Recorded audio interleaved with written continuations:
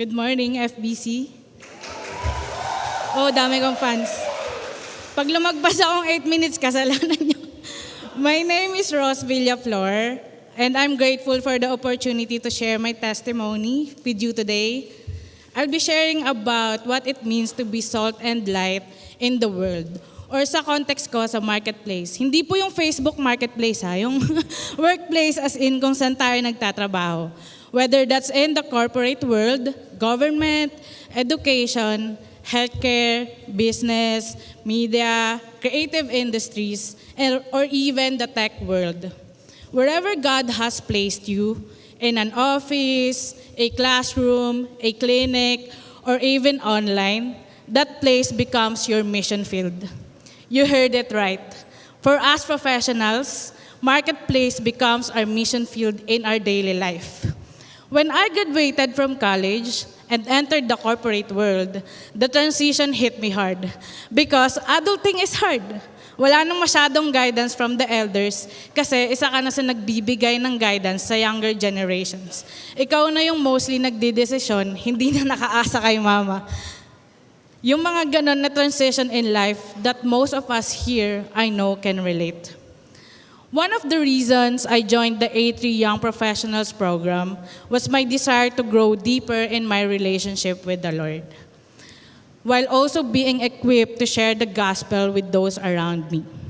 I also hope to find a community that could relate to my experience and challenges in the workplace. I am truly grateful to the Lord for leading me to the community I had been praying for, which I found in A3. Just to give you a bit of background on what A3 is, A3 Young Professionals is a leadership development initiative by A3, formerly Asian Access, a Christian mission and leadership organization.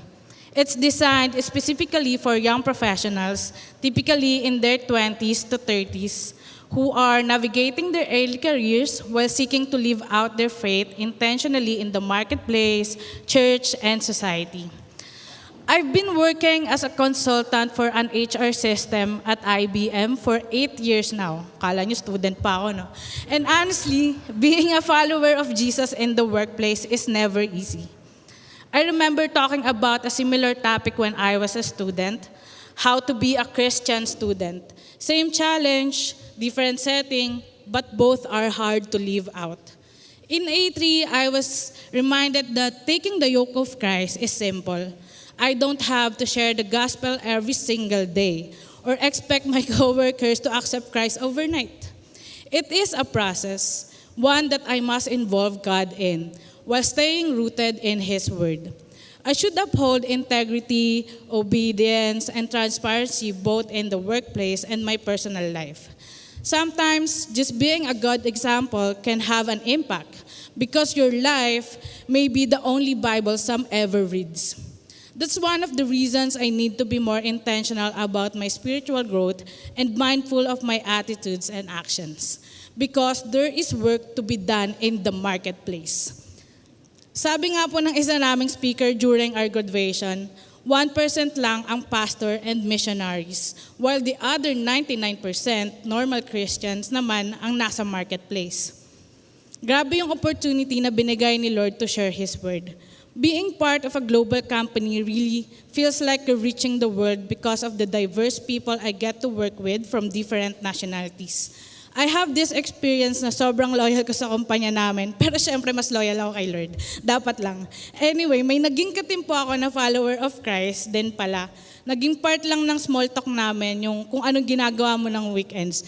I think he's from US. Tapos ayun, nagkagulatan na lang kami kasi bihira talaga makatagpo ng same faith sa workplace. Kaya ako nakagawa ng LinkedIn dahil sa kanya. I also use that platform to stay connected with the teammates from other countries. Ito po yung reality na mataas ang percentage makapag-reach out ang mga nasa marketplace dahil mas maraming nangangailangan makarinig at makaalam ng gospel outside church. Mas may exposure sa mga hindi pa nakakakilala kay Lord. Kasi kapag nasa church setting or nasa fellowship, mas madali maging mabait at makapag-share ng word. Pero sa workplace setting, mahirap ito gawin. That's why we, as professionals, have a vital role in expanding God's kingdom. Don't get me wrong po. Every calling is important.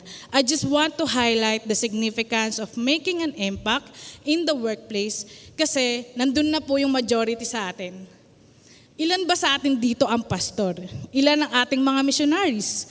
If titingnan, mas marami tayong mga members ng church na nasa marketplace. From my experience, mas nakakasama ko pa yung workmates ko kaysa sa pamilya ko. Why not spend a meaningful time with them? Hindi required na palagi, pray for it. Ask God for guidance. Kahit ako po ay guilty sa pag-live out ng pagiging Kristiyano sa workplace. Hindi po natin kailangan i-impose sa mga tao kung ano yung pinapaniwalaan natin. We just need to be present and let them be curious about Christ on the way how we live. Isa po sa mga gagamitin kong example si Jam. Kung kailangan si Jam, kasama ko siya sa likod. So, nagkakilala kami as graduate hire. Same company kung nasan po ako ngayon. Hindi ko alam na seeking siya, tapos nagja-jogging kami nun sa UP, pero joke lang yun, naglalakad lang talaga kami. Nung ayain niya ako mag-church sa ibang simbahan. Pero syempre, dahil may FBC naman, sabi ko, siya yung pumunta sa church natin. Ayun, kasama ko na siyang nagsaserve sa Lord through FBC Ministry, FBC Media Ministry, and dito na rin po siya na-baptize. Praise the Lord indeed. It is essential to reach out to others. Be creative in expanding God's kingdom and intentionally build relationships, bringing His church into the workplace and beyond, because the greatest call of our time is not productivity but presence. I was reminded to make myself available to those in need and to friends who have yet to recognize Christ as their Lord and Savior, so they may experience God through my testimony. I pray that wherever I go or whoever I journey with, I will reflect God's character. Praying po talaga kasi mahirap po ito gawin at panindigan sa araw-araw. Ipagdasal niyo po ako. The 80 Young Professionals program was used by God to deepen my relationship with Him and give me a broader perspective on how He is working in His mission for the world.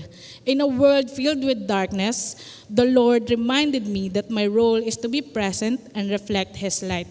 There will be struggles and sacrifices along the way, but that's okay because I know I serve a God who is in control with everything. It's okay to worry sometimes. I just need to focus on becoming the person the Lord wants me to be. Please allow me to share yung tagline ng A3. Changing the few who change the many.